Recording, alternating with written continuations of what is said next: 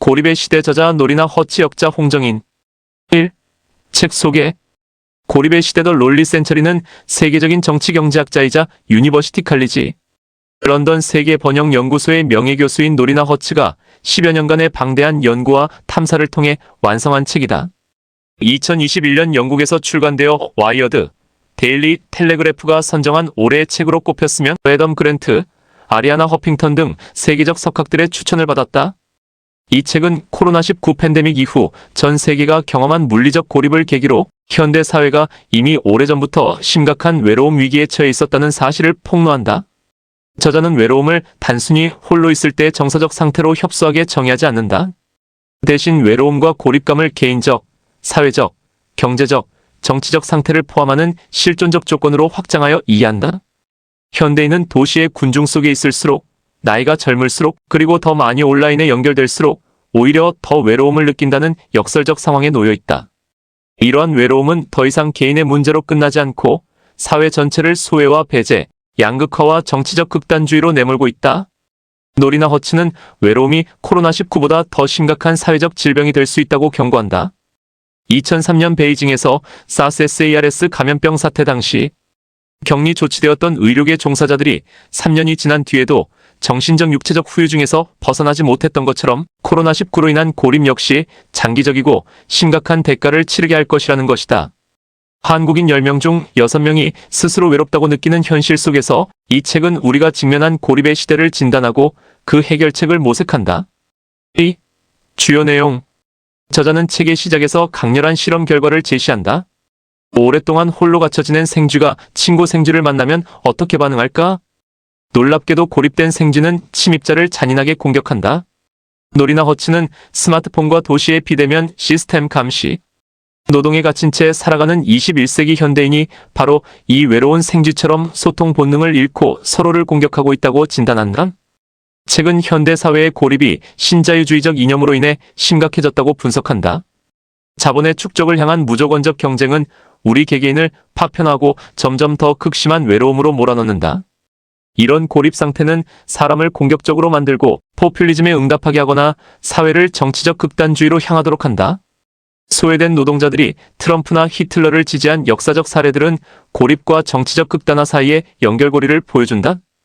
특히 주목할 만한 것은 디지털 기술의 역설이다. 휴대전화와 소셜미디어는 21세기 외로움 위기의 독특한 본질에 매우 중대한 역할을 한다. 사람들은 휴대전화를 하루에 221번 확인하고 매일 3시간 15분씩 이용한다. 우리는 가상 세계에 항상 연결되어 있기 때문에 역설적으로 실제 세계에서 서로를 소외시킨다. 워싱턴의 한 카페에서 진행된 연구에 따르면 스마트폰을 탁자에 올려두거나 한 손에 들고 있기만 해도 사람들은 서로 간에 덜 가깝고 덜 공감한다고 느꼈다. 저자는 SNS 사용량을 플랫폼당 하루 10분으로 제한하자 연구 참여자들의 외로움이 유의미하게 감소했다는 연구를 인용하며 페이스북 삭제가 심리치료를 받는 것과 최고 40%까지 동일한 효과가 있다고 말한다. 또한 아이비리그 대학에서 학생들이 표정 읽는 법 강의를 듣는 현상을 소개하는데 이는 스마트폰 속 좋아요에 익숙해진 젊은 세대가 실제 인간관계에서 필요한 공감 능력을 상실하고 있음을 보여준다. 노동 환경의 변화도 고립을 가속화한다. 긱 이코노미 기그 이카노미의 확산으로 많은 노동자들이 별점 평가에 목을 매게 되었고 알고리즘의 감시 아래 일하며 동료들과의 연대를 상실했다. 사무실에서도 개방형 사무공간이 오히려 직원 간 대화를 줄이고 재택근무는 직장 내 고립을 심화시킨다. 저자는 직원들이 단순히 기업이라는 기계의 부속품이 아니라 인간으로 대접받고 있다고 느끼게 하는 것이 중요하다고 강조한다. 회의 때마다 초콜릿 비스킷을 준비해오는 관리자, 팀원에게 직접적으로 감사를 표현하는 작은 시도들이 실질적인 변화를 만들 수 있다는 것이다. 도시 공간의 설계 역시 고립을 조장한다. 현대 도시는 효율과 생산성을 위해 설계되었지 인간의 연결을 위해 만들어지지 않았다.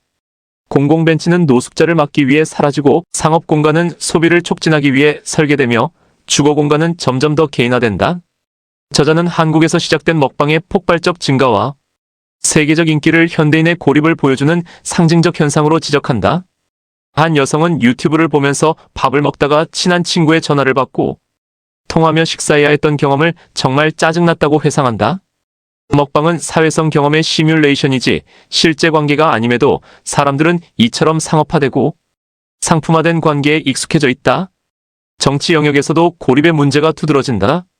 정치는 오랫동안 사회 구조적 문제를 해결하고 갈등을 다루는 장이었지만 외로움의 시대에 사람들은 정치로부터도 소외되어 있다고 느낀다. 기성 정치가 자신들의 목소리를 대변하지 못한다고 느낀 사람들은 극단적 정치 세력에 끌리게 된다. 저자는 외로움과 고립감이 정치적 극단주의와 포퓰리즘의 온상이 되고 있다고 경고한다. 흥미롭게도 저자는 외로움 경제의 등장도 지적한다. 코로나19는 사람들의 고립감을 상품으로 만드는 산업을 폭발적으로 성장시켰다. 가상 친구 서비스, 대화 상대 앱, 온라인 공동체 등이 번성하며 사람들의 외로움을 비즈니스 기회로 활용한다. 이는 외로움이 개인의 문제를 넘어 거대한 시장으로 변모했음을 보여준다. 3. 인상 깊은 점. 이 책에서 가장 인상 깊었던 점은 외로움을 개인의 심리적 문제가 아니라 사회구조적 문제로 재정의한 것이다. 우리는 흔히 외로움을 개인의 성격이나 상황 탓으로 돌린다. 친구를 사귀지 못하는 것, 사회성이 부족한 것, 혼자 있는 시간이 많은 것 등이 외로움의 원인이라고 생각한다. 하지만 노리나 허츠는 외로움이 신자유주의적 경쟁체제, 디지털 기술의 발전, 도시 공간의 설계, 노동 환경의 변화 등 구조적 요인에 의해 생산된다고 주장한다. 이러한 관점은 외로움을 해결하는 방식도 달라져야 함을 시사한다. 특히 초연결 사회에서의 단절이라는 역설이 강렬하게 다가왔다. 우리는 역사상 가장 많이 연결된 시대를 살고 있다. SNS를 통해 수백, 수천 명과 친구를 맺고 메신저로 24시간 소통하며 화상통화로 지구 반대편 사람과도 얼굴을 보며 대화할 수 있다. 하지만 이 모든 연결 속에서 우리는 그 어느 때보다 외롭다. 기술이 약속했던 연결은 진정한 친밀감으로 이어지지 않았다. 오히려 우리는 늘 함께 있지만 늘 혼자인 상태에 머물러 있다. 한국 사회에 대한 저자의 관찰도 흥미로웠다. 저자는 비대면 기술 선진국인 한국이 역설적으로 외로움 위기에 가장 취약한 국가라고 지적한다. 무인 편의점, 키오스크, 비대면 배달 등 기술적으로 편리한 시스템이 발달할수록 인간의 직접적 접촉은 줄어든다. 먹방 문화의 확산도 한국 사회의 고립을 보여주는 상징적 현상으로 분석되었다. 혼자 식사하는 것이 불편하지 않고 오히려 실제 사람과 함께 먹는 것을 귀찮게 여기는 세태는 우리가 얼마나 깊이 고립에 적응해버렸는지를 보여준다. 외로움이 정치적 극단주의로 이어진다는 분석도 설득력이 있었다.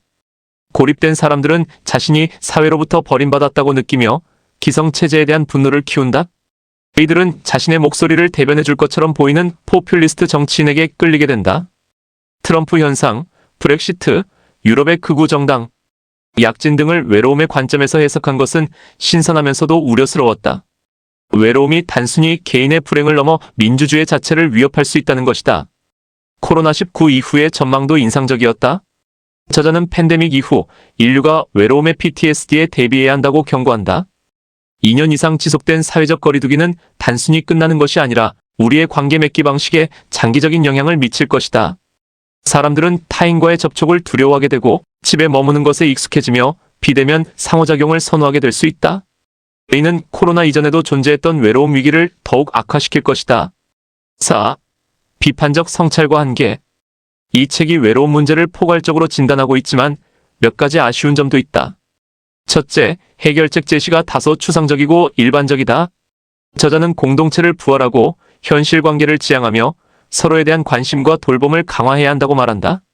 정부, 기업, 개인이 모두 역할을 해야 한다고 주장한다. 이러한 방향성은 옳지만 구체적으로 어떻게 실천할 것인가에 대한 세부적인 로드맵은 부족하다. 개인이 일상에서 당장 실천할 수 있는 구체적 지침이나 정책, 일반자들이 참고할 수 있는 세밀한 정책 제안이 더 풍부했다면 책의 실용성이 높아졌을 것이다. 둘째, 문화적 차이에 대한 고려가 부족하다. 외로움과 고립에 대한 인식은 문화권마다 다르다. 개인주의적 문화권과 집단주의적 문화권에서 외로움을 경험하고 표현하는 방식이 다를 수 있다. 한국을 포함한 동아시아 사회에서는 체면과 집단, 조화를 중시하는 문화적 특성 때문에 외로움을 드러내기 어려울 수 있다. 이러한 문화적 맥락을 더 깊이 있게 다루었다면 각 사회에 맞는 맞춤형 해결책을 제시할 수 있었을 것이다. 셋째, 기술에 대한 관점이 다소 일방적이다. 저자는 디지털 기술을 주로 외로움을 심화시키는 요인으로 바라본다.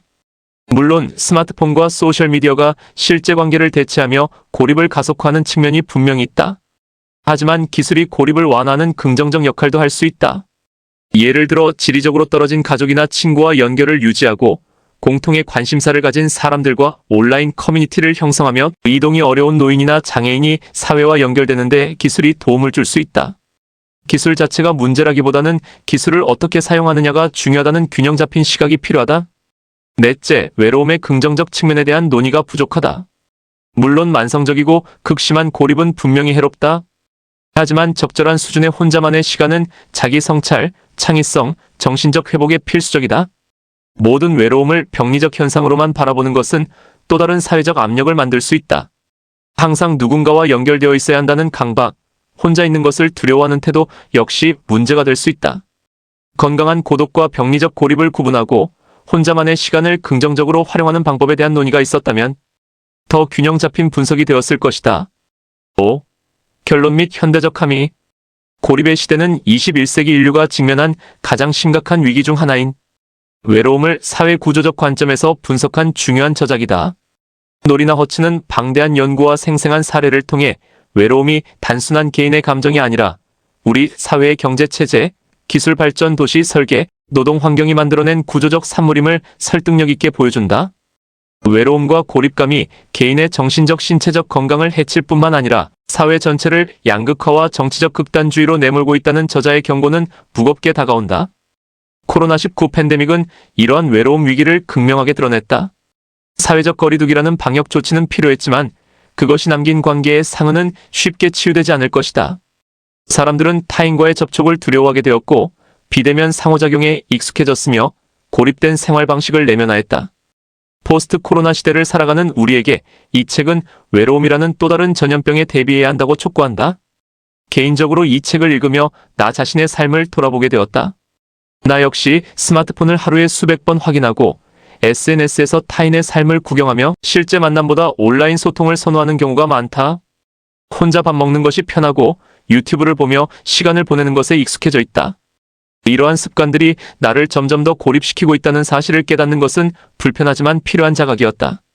저자가 제시하는 해결책, 즉 공동체를 부활하고 현실 관계를 지향하며 서로에 대한 돌봄을 강화하는 것은 올바른 방향이다. 하지만 이를 실천하는 것은 쉽지 않다. 경쟁적 사회 구조, 긴 노동 시간, 개인화된 생활 방식이 깊이 뿌리내린 상황에서 공동체를 재건하는 것은 개인의 의지만으로는 어렵다. 정부와 기업, 시민사회가 함께 노력해야 한다.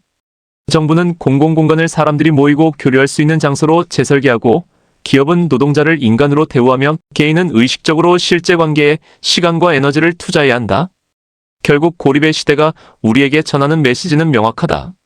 우리는 연결되어 있지만 단절되어 있고 함께 있지만 혼자다. 이 역설적 상황을 해결하기 위해서는 기술이 약속하는 가짜 연결에서 벗어나 진정한 인간적 접촉을 회복해야 한다. 외로움은 개인이 혼자 극복할 수 있는 문제가 아니다. 우리 모두가 서로에게 관심을 갖고 돌보고 온정을 나눌 때 비로소 고립의 시대를 넘어설 수 있을 것이다. 이 책은 빠르게 변하는 사회 구조에 휩쓸리며 무기력감을 느끼는 현대인에게 세상을 분석하고 이해하려는 시도 자체가 위로가 될 수 있음을 보여준다. 알물 통한 위로를 구하는 모든 이에게, 그리고 우리 시대의 외로움을 이해하고 대응하고자 하는 모든 이에게 이 책을 권한다. 고립의 시대는 극복될 수 있다. 우리가 함께 노력한다면